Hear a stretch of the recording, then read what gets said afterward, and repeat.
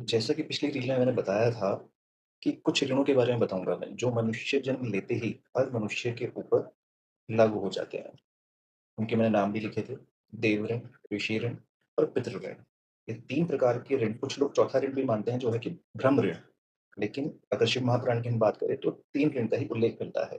प्रजापति दक्ष ने जब हज़ारों अपने पुत्रों को उत्पन्न किया और उन्हें तपस्या करने के लिए भेजा और वहाँ नारद जी ने जाकर उनको उपदेश देकर निवृत्ति मार्ग यानी मोक्ष के मार्ग पर उनको जाने की प्रेरणा दे दी। और वो सब जितने पुत्र थे, सारे अपने पिता की आज्ञा का उल्लंघन कर, जो उनको कहा गया था उसे छोड़कर निवृत्ति मार्ग पर अग्रसर हो गए। अग्रसर हो गए यानी कि उस मार्ग पर वो बढ़ गए और उनकी मृत्यु हो गई।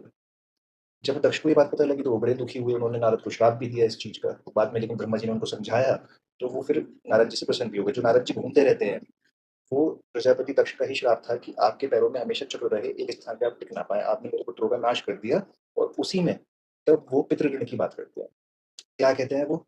कि बिना ऋणों से मुक्त हुए, यानी कि बिना देव ऋण, ऋषि ऋण और पितृ ऋण से मुक्त हुए, जो भी व्यक्ति निवृत्ति मार्ग पर यानी मोक्ष के मार्ग पर मोक्ष की कामना के लिए बढ़ जाता है, वो नरकगामी होता है। ये शिव महापुराण के अंदर वर्णन मिलता है। अब ये ऋण है क्या? देव ऋण है भगवान का ऋण। आप उनको पूजा-पाठ करके, हवन, होम, यज्ञ आदि करके वो आप चुकाते हो। एक है ऋषि ऋण।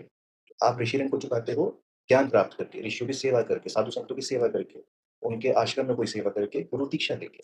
एक है पितृ ऋण, जो आपके माता-पिता, दादा-दादी, परिवार के जो भी आपके बड़े हैं, चाचा-चाची तक भी, नाना-नानी भी उसके अंदर इंक्लूड हो जाते हैं। उनके प्रति जो आपके ऋण हैं, चाहे वो उनकी सेवा भाव से रिलेटेड है, चाहे उनका कुछ भी है, कोई भी ऋण है, उस ऋण को चुकाकर मेजरली यही है कि आप अपने मामा, नाना, नानी, मौसी, चाचा-चाची, दादा-दादी इन सब की भी अपनी सामर्थ्य के अनुसार इंक्लूडिंग योर पेरेंट्स इनकी सेवा करें और पितृ ऋण से मुक्त हों। पितृ ऋण में एक चीज़ और है, जो माता-पिता का ऋण है, उसमें जब आप संतान उत्पत्ति करके वंशवृद्धि करते हैं, तो पितृ ऋण से आपकी मुक्ति मानी जाती है। बहुत सारे लोगों के पुत्र नहीं होता है, तो वंशवृद्धि नहीं हो पाती है, क्योंकि अगर लड़की है तो शादी करके दूसरे वंश में चली जाती है।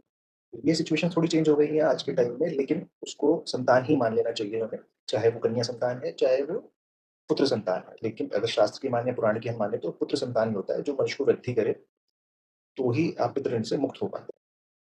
जब इन 3 ऋण से आप मुक्त हो जाएँगे, तब अगर आप निवृत्ति मार्ग पे यानी कि मोक्ष के मार्ग पे, मोक्ष की कामना के साथ अगर आगे बढ़ते हैं, संन्यास लेते हैं, वो भी माता-पिता की आज्ञा से।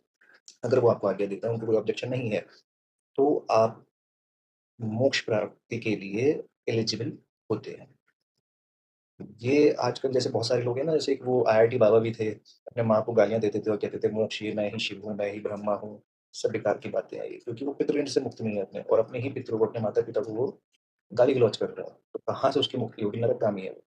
ऐसे ही बहुत सारे लोग हैं जो उस सिचुएशन से भाग जाते हैं, बिना किसी कुछ कहे चले जाते हैं, अपने बीवी बच्चों को छोड़ जाते हैं, माता-पिता को छोड़ जाते हैं या उनसे आगे लेके नहीं करते या जो और भी ऋण है, उनको नहीं चुकाते। तो जब तक उन ऋणों से आप मुक्त नहीं होंगे, तब तक आपको मोक्ष की भी प्राप्ति नहीं होगी, उल्टा आप नरकगामी बन जाएँगे। ये शिव महापुराण के अनुसार मैं आपको बता रहा हूँ।